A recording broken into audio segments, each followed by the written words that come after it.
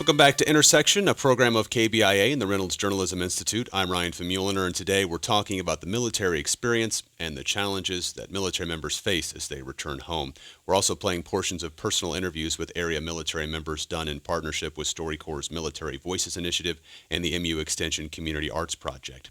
Joining me in studio to explain the veteran experience, Eugene O'Loughlin works for the Missouri Veterans Commission as the Veterans Service Supervisor for Boone County, and Shawn Martin is the acting team leader of the Columbia Vet Center. And for you in our audience, do you have a relative in the military? Is that challenging at times? Share your thoughts. Give us a call at 573-882-8925 or email intersection@kbia.org. You could also tweet intersectkbia. One other piece of research I wanted to bring in, we were talking about PTSD and public's perceptions before the break. In 2012, a poll by the Greenberg-Quinlan-Rosner Research Organization found that over half of the respondents believed that the majority of post-9/11 vets suffered from PTSD. So more often than not, someone coming back from the military suffers from PTSD. But most experts actually place that figure around 20%, so much lower. So why do civilians overestimate that incidence of PTSD? Do you have any idea? Is that a problem too, I suppose? Anything you don't understand, I think, is a problem. I think that the biggest misconception of why that is so high is the fact that most people think that everybody is fighting in combat when it's only a small percentage of the population in the military that it's actually in combat. The majority of the forces are actually support forces, further back from the front lines type of a mentality. But also, I think a lot of it has to do with the way that Hollywood has glorified being in the military.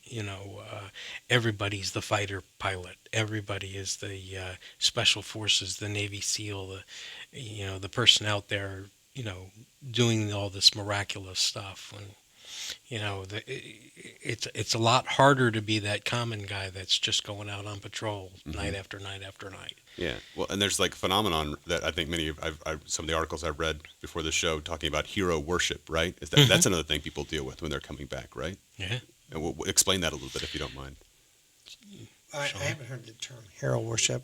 Have you heard the term? No, I haven't. Okay, well, basically just the the perception that that people in the general public see, Rambo or something like that coming back, and so it's kind of this high standard to live up to, right? Yeah. Right. Okay. Yeah. I think we use different It's a language. terminology Yeah. thing. Sure. What's the terminology you use, just for curiosity? Or maybe I don't know if there really is a term that we actually use with it. It's just kind of that whole, glorification of the soldier, thinking that there's, that everybody is that way, and it's so untrue. I think a lot of the veterans that we work with, there's a lot of veterans that think, well, their service wasn't as significant as somebody else's service. And so, for example, you have veterans that are in the in the combat zone. And when they are in the combat zone, they may not be doing direct hand combat. But yet, it's just as traumatic for them because I heard one of the stories, rockets were coming in daily. So he may not have fired at anyone or been fired by, but yet he was, I've heard lots of stories where rockets hit their compound or their camp daily and mortars and IEDs and what have you, convoys. This war has shown a lot of the IEDs, the vehicle IEDs as well, and that bits. And they're just moving from point A to point B, moving stock, moving food, moving, whatever they need to move, and they're getting hit. And so, the reality is the wars change all the time. And I think you're seeing in these wars here that being in the combat zone, in the combat area, is very traumatic and very overwhelming. And anytime that happens, veterans that come into our facility say, well, I wasn't as bad off as somebody else. Somebody lost their arm or somebody lost their leg or somebody died over this. And I didn't die, I lived. And so we call it their pride. And so I go back to veterans are very proud. They do their job. They do their job very well. But when they're seeking help, they think, well, maybe I don't deserve this. Right. So. That's one of the things I often hear too about like group counseling centers and services that they have. That my PTSD isn't really based on combat because I didn't serve in combat, and I really don't feel like going into a Vietnam veterans group or a OEF OIF group. it's almost like a survivor's guilt, that that this guy had it worse than me, so I don't want to compare my service to his because I didn't do anything in comparison to what he did, so that's definitely an obstacle that, your average veteran needs to overcome because, without them reaching out and saying, you know what, I need help, they're not going to get any help. And again, to bring it back to the civilian perspective, I get some of these things I've read talking about how everyone is so quick to thank people for their service, which is not necessarily a bad thing. But again, that kind of feeds this, I guess, idea of you were such a hero. And when sometimes what you're saying here is it sounds like people don't necessarily feel like a hero. Oh, no. Right. I think very few feel that they've ever done anything worthwhile when they were in the service. And that mentality of I did what I had to do to survive, that's the epitome of the anti-hero. Again, the glorification that Hollywood has thrown into us with Rambo and all the those type of movies. I think you'll find something, the documentaries that you see on war, those are a lot more fitting. The first 20 minutes of Saving Private Ryan, that's war. I mean, there's no heroes to it. There's just people that did what they had to do to survive. Yeah, I think what you see with the veterans is they did their job. That's what they felt like. I did my job. Would you not expect me not to do my job? So their expectations, they did their job, and that's it. Where, a lot of maybe what you're talking about in those articles, even though I haven't read them, the hero pride, they may be thinking that they're heroes, where they think they just did their job and they did it well. Sure. Yeah, actually, I have an excerpt here I'll read very quickly from a New Yorker article. Was talking about lionizing all veterans, referring to anyone who's ever worn the uniform as a hero. This cultural tick is rooted in the politics of our time, but on a personal level, it has had the effect of short-circuiting a more open and mature dialogue between veterans and non-veterans. This failed conversation makes veterans feel even more alienated from society and in some cases can actually exasperate their PTSD. And the simple fact is that witnessing killing and destruction doesn't make you feel like a hero. It's around these questions of moral pollution and loss that one feels the gulf between veteran and civilian at its widest. So yeah, is that similar to, the challenge you're talking about here, right? Yeah. I mean, these guys they're trying to move on. Veterans that are returning back, they're just trying to move on and get it to the next step. And there are a lot of obstacles set up, whether those were set up by society or by themselves. They have to overcome obstacles that, the average high school graduate that's going right off to college doesn't have a clue about. Sure. So. And a lot of these vets work very hard at trying to reduce the memories, the images, the thoughts that keep flashing back in their memories, in their minds. And they try real hard to do that. Sometimes it's through self-medication. Sometimes it's through therapy. Sometimes it's just trying to work it on their own. But the reality is if it keeps coming back up to them, it doesn't make it better for them. Right. I actually wanted to go ahead and bring in, because we have a couple other pieces we want to play today, so I was going to bring in another one of those recorded pieces that we'd mentioned earlier. It's part of KBIA's special series of Military Voices. 5-year-old Kylie Jornell's father is in Japan with the Navy, and she lives with her grandmother, Maria Orapello, in Colombia, who cares for her as a mother. They came to Storycorps to talk about their family history and how the military has impacted it. My name is Maria Orapello. I am 57 years old. And I am here with my daughter/granddaughter, Kylie Jornell. Would you like to introduce yourself? I'm Kylie Jornell. How old are you, Kylie? 5 years old. I have some pictures I'd like to show you. Who is this? Amy.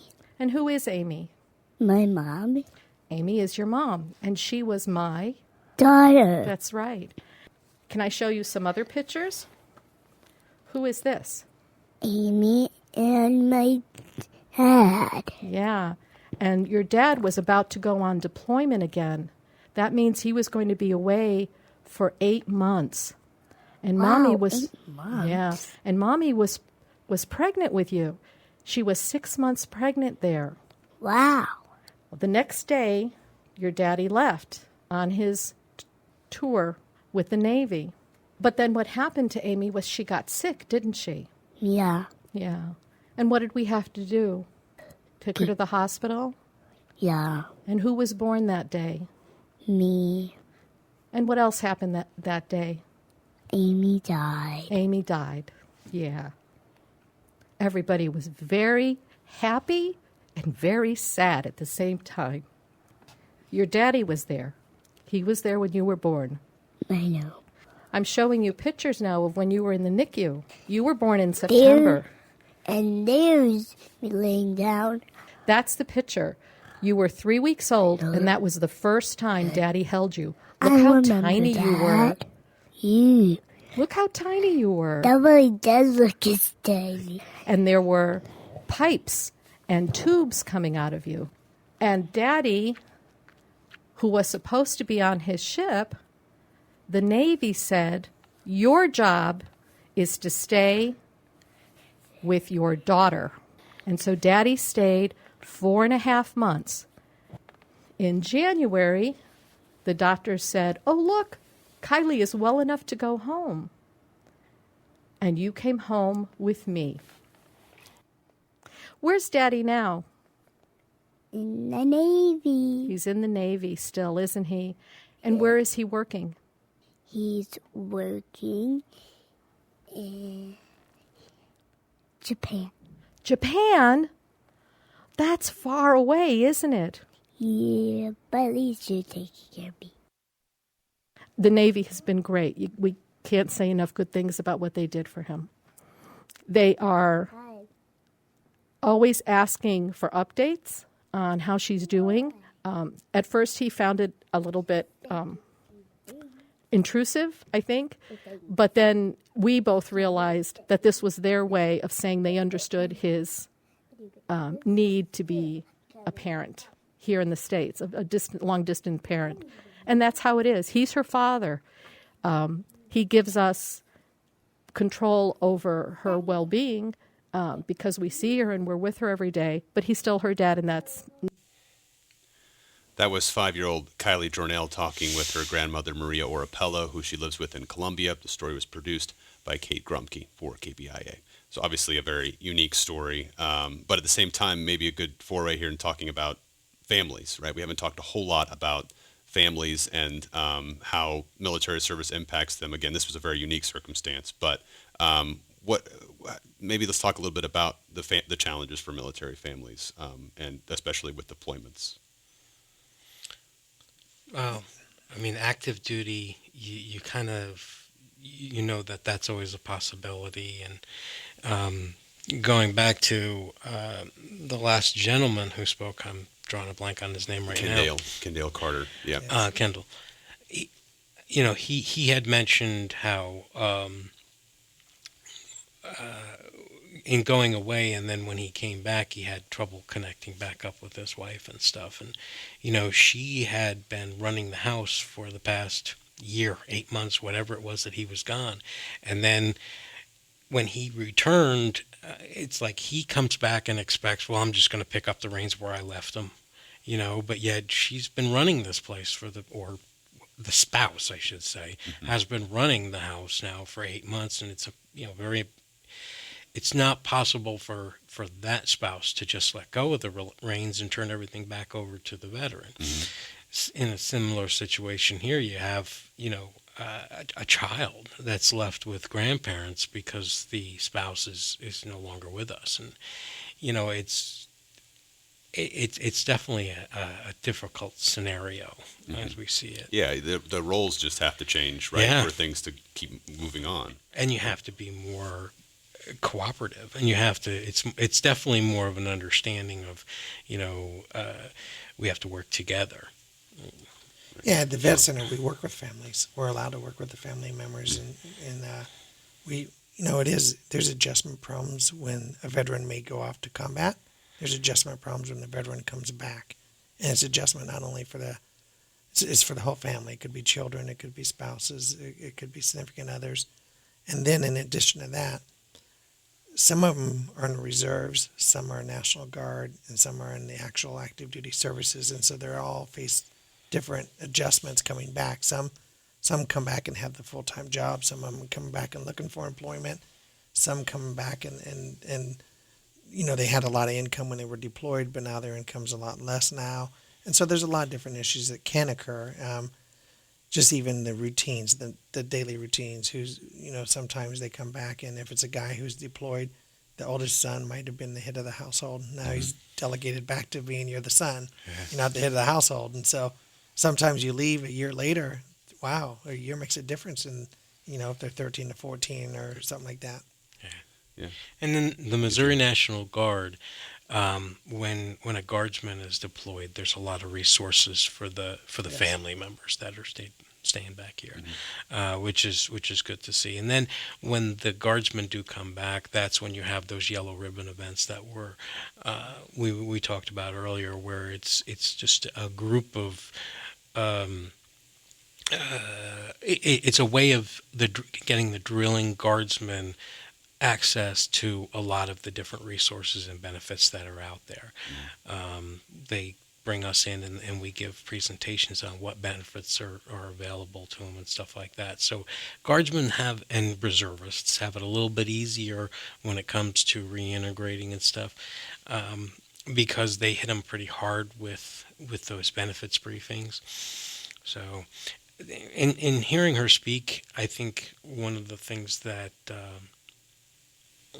really hits home is how much the military's changed, because even 20 years ago, you didn't have that family life. Your family was just an extension of the veteran or the active duty service member, and the military didn't really have much to do with them.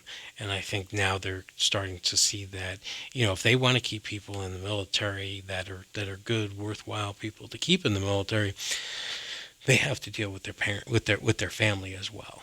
Right. So, And again, it's such a unique circumstance in that story we just heard. yeah. But stories like that do happen. I've seen veterans who've been deployed and things happen to their family members, and they're sent back home to deal with the emergencies.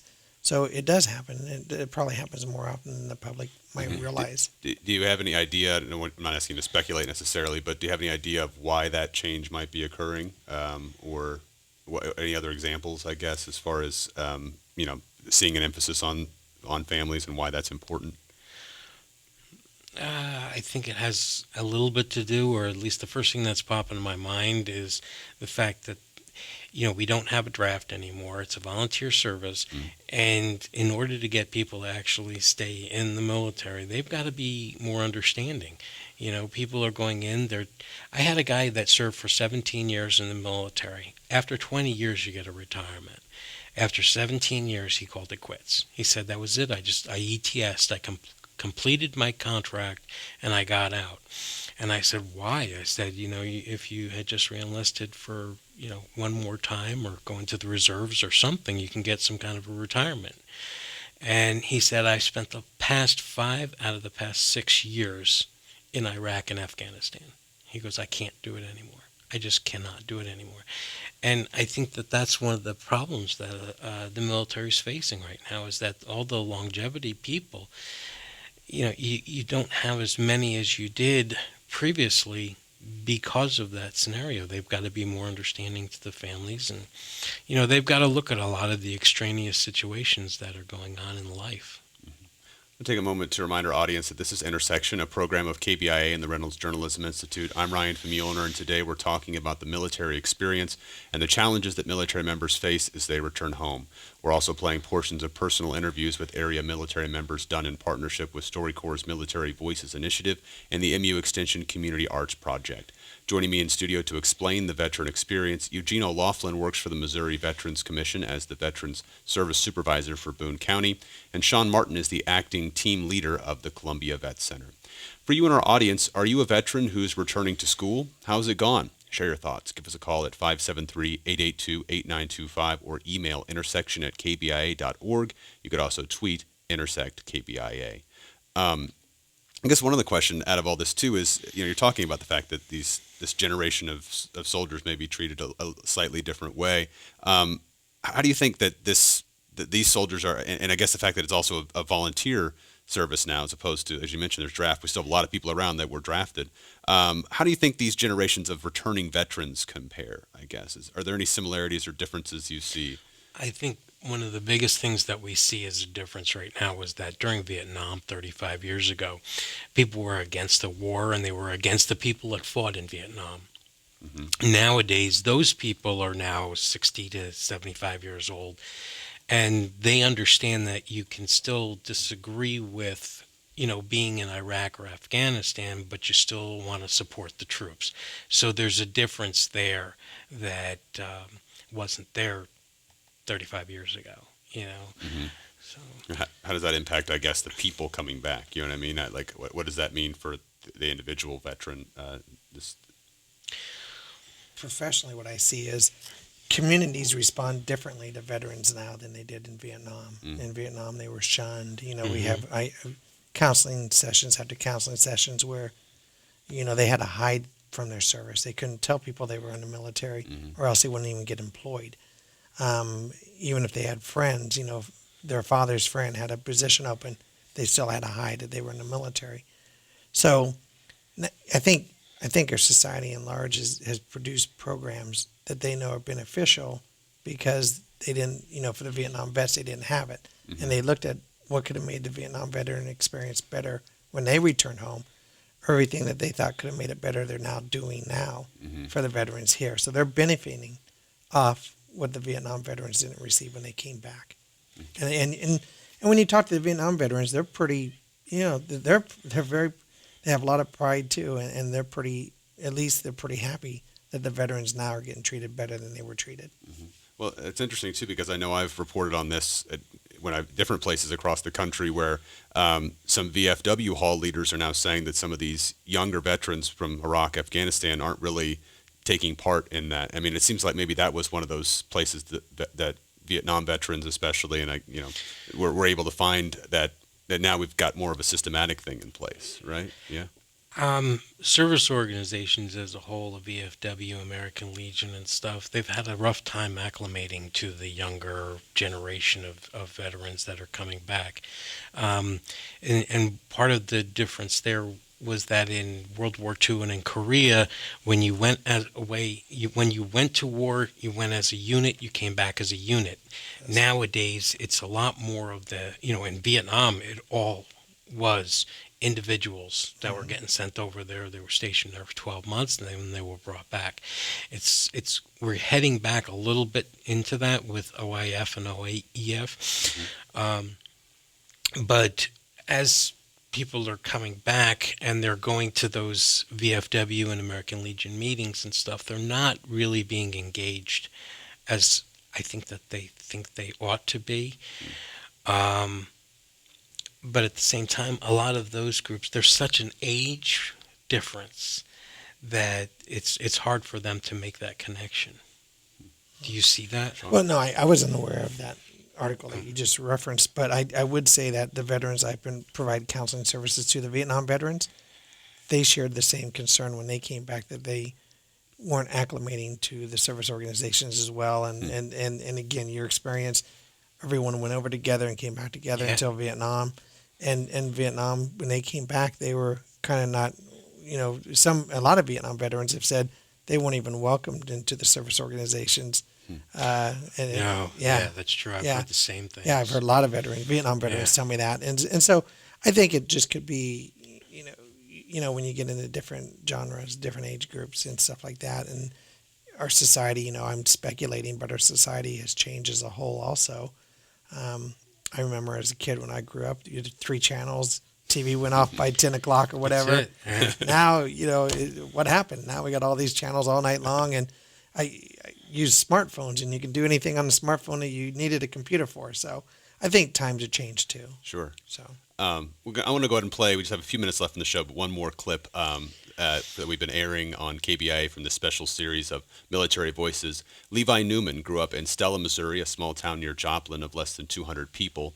10 days after finishing up high school, Newman decided to join the Army. His life in the service changed significantly when the 9/11 attacks occurred, and now, after 10 years in the military, Newman graduated from the University of Missouri. He's currently a senior author and director of outreach at Veterans United in Columbia, where he writes stories or opinion pieces and reaches out to the community. Newman talked with his coworker, Jeff Owsley.